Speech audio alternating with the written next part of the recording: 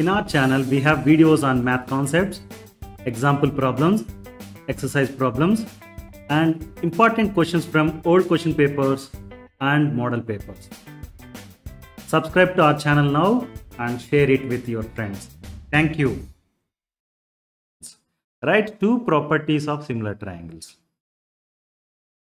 Property 1, corresponding angles of similar triangles are equal. Right? Property 2 is corresponding sides of the similar triangles are proportional. Let's look at this problem. In triangle ABC, LM is parallel to BC and AL by LB equal to 2 by 3. AM equal to 5 centimeters. Then find AC. మనకి ఇక్కడ triangle ABC అనేది ఒకటి ఉంది, right? LM అనే line కనుక draw చేస్తే అది బీసీకి ప్యారలల్గా ఉంటుంది అని తెలుస్తుంది, right? So let's draw this picture. Triangle ABC ఉంది, ఎల్ఎం అనేది బీసీకి ప్యారలల్గా ఉండే లైన్, రైట్? మనకి ఇక్కడ ఏమని ఇచ్చారు? LM is parallel to BC అనేది ఇచ్చారు కదా. ఇమీడియట్గా మనకు గుర్తు రావాల్సింది ఏంటంటే, ఎప్పుడైతే మనం డ్రా చేసిన లైన్ ఎల్ఎం అనేది one of the sides of the triangle బీసీకి ప్యారలల్గా ఉందని చెప్పామో, ఇమీడియట్గా గుర్తు రావాల్సింది basic proportionality theorem. If a line is drawn parallel to one side of a triangle, it intersects the other two sides. అదే జరుగుతుంది, right? It intersects the other two sides of the triangle such a way that those sides are divided in the same ratio. అంటే మనం ఇప్పుడు ఎలా చెప్పొచ్చు? AL by LB equal to AM by MC అని రాయొచ్చు, right?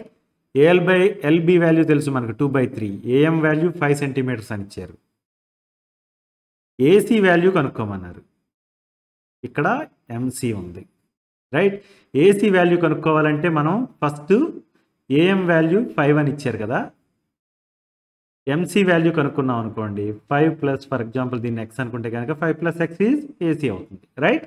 So అందు గురించి let us now find MC value using this equation. AL by LB equal to 2 by 3, that is equal to 5 divided by MC. Now you cross multiply. 2 times MC equal to 5 times 3, that is equal to 15. MC equal to 15 by 2, that is equal to 7.5. MC 7.5, AM 5, right? So ఇప్పుడు AC ఎంత అయింది? AC equal to AM plus MC, right? That is equal to 5 plus 7.5, that is equal to 12.5. So to answer the question, you say that AC equal to 12.5 centimeters. Understood? Triangle ABC is similar to triangle DEF and their areas are 64 centimeter square and 121 centimeter square respectively.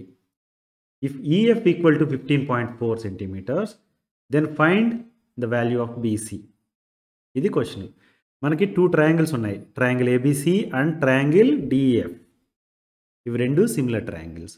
మీరు చూస్తే కనుక area of triangle ABC is 64 centimetre square, that is smaller than area of triangle DF, that is 121 centimetre square, right? ఈ రెండు ట్రయాంగిల్స్ని for example understanding కోసం మనం draw చేసామనుకోండి, they look like this. DF అనేది 121 centimetre square area, ABC 64 centimetre square area, right? ఇప్పుడు మనకి ఒక theorem తెలుసు, అదేంటి? Ratio of areas of two similar triangles is equal to ratio of the squares of their corresponding sides. Please note this. Ratio of the areas is equal to ratio of the squares of the corresponding sides. ఇక్కడ ఇవి రెండు triangles similar triangles అని చెప్పారు. So మనకి ratio of areas ఇచ్చారు కాబట్టి ratio of areas తెలుసు మనకి. That is equal to squares of their corresponding sides. Now you look at this. ఈ పర్టికులర్ పెయిర్ ఆఫ్ ట్రయాంగిల్స్ చూసామనుకోండి, corresponding sides, okay, BC and EF అనేవి corresponding sides అవుతాయి. Similarly DE and AB అనేవి corresponding sides. EF and AC అనేవి corresponding sides అవుతాయి, right? Now let's write this. Area of triangle ABC divided by area of triangle DEF equal to BC square divided by EF square, or otherwise you can write it as BC by EF whole square, that is BC square by EF square. Okay. Now we know area of triangle ABC, area of triangle DEF, and BC and EF value, right? Let's now find 64 by 121 equal to BC by EF whole square, right? Then ela rayachu BC by EF equal to square root of 64 divided by 121 and rayachu. Then square root of 64 by square root of 121 and rayachu. Then eman rayachu 8 by 11 and rayachu, right? So BC by EF equal to 8 by 11.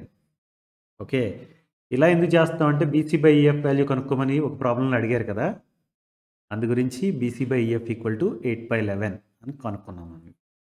Next I'm going to substitute EF equal to 15.4 in this equation. So ఏమవుతుంది, 8/11 equal to BC by 15.4, right? BC equal to cross multiplication చేసామనుకోండి, BC 11 times BC equal to 8 times 15.4. That can be written as BC equal to 8 times 15.4 divided by 11, right? Let's write that. 8 times 15.4 divided by 11.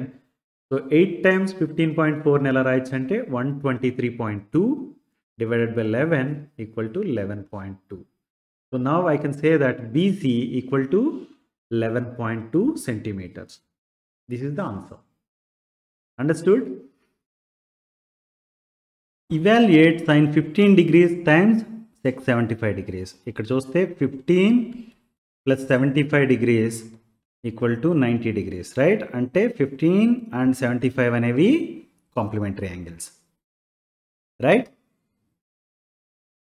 Now sin కి sec కి డైరెక్ట్గా complementary angle relations అయితే లేవు. మనకు తెలుసు sine theta equal to cos 90 minus theta and cos theta equal to sine 90 minus theta, right? So నేనేం చేస్తానంటే ఈ సైన్ 15 degrees ఉంది కదా, దాన్ని కాస్లోకి మారుస్తాను.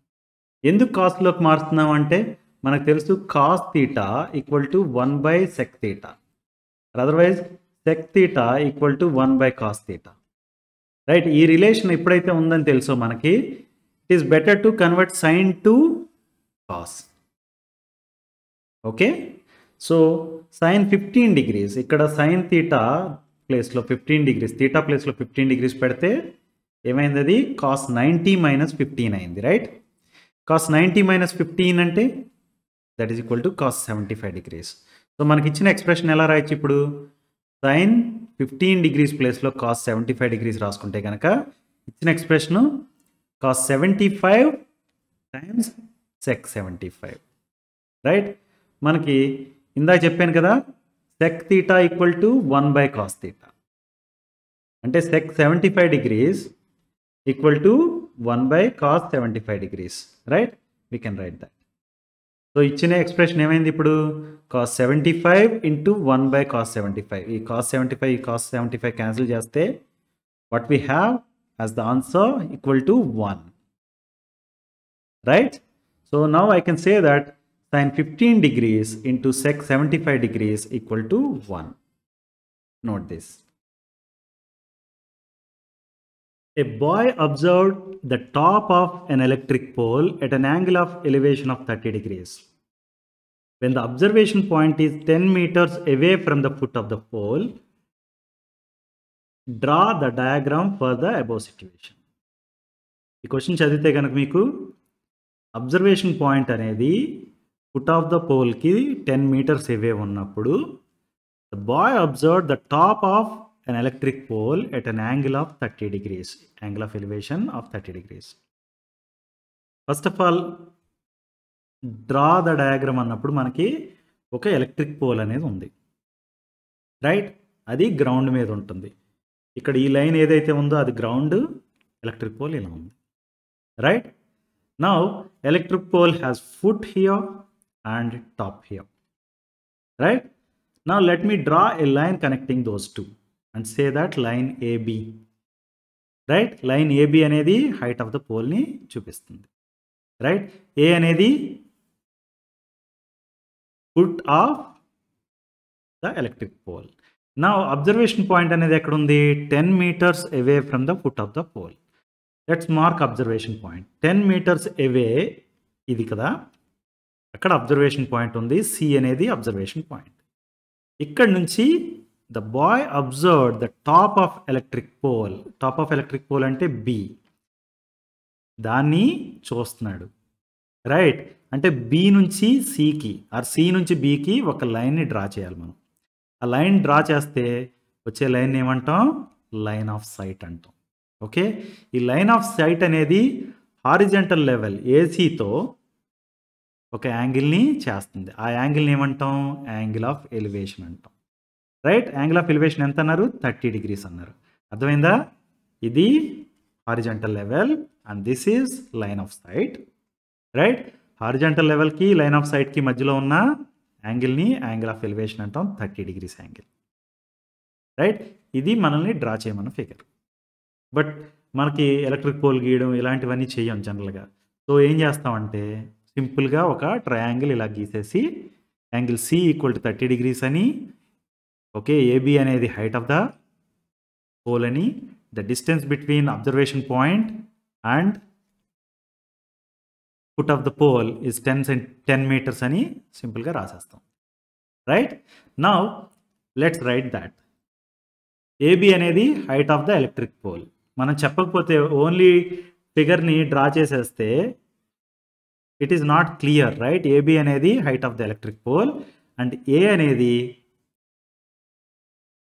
It represents foot of the pole and B అనేది top of the pole and C అనేది observation point. Right. Now we know that from C to B, whatever line we have, this is called line of sight. Right. Line of sight is making an angle 30 degrees with horizontal level. Right. Another thing you have to note here is AC equal to 10 meters. That is the distance between foot of the pole and observation point. Right. Now angle of elevation is 30 degrees అన్నారు. అంటే కనుక మనకి angle ACB is 30 degrees. అంటే angle C is 30 degrees. అర్థమైంది కదా? ఈ particular figure చూస్తే కనుక మనం చెప్పొచ్చు యాంగిల్ A అనేది 90 degrees. రైట్. ఎందుకంటే ఎలక్ట్రిక్ పోల్ అనేది గ్రౌండ్కి పెర్పెండిక్యులర్గా ఉంటుంది కాబట్టి. మనం ఇప్పుడు చూస్తే కనుక ట్రయాంగిల్ ABC అనేది ఒక రైట్ యాంగిల్ ట్రయాంగిల్.